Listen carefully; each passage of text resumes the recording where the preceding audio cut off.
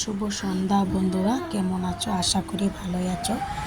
সবে জানো আজকে পূজা করি, লক্ষ্মী পুজো। তাই আমি বাপের বাড়িতে এসেছি।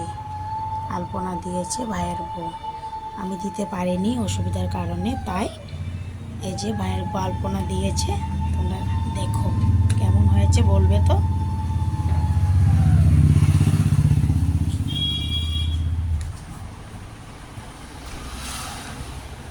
ভালো লাগলে কমেন্ট শেয়ার করবে।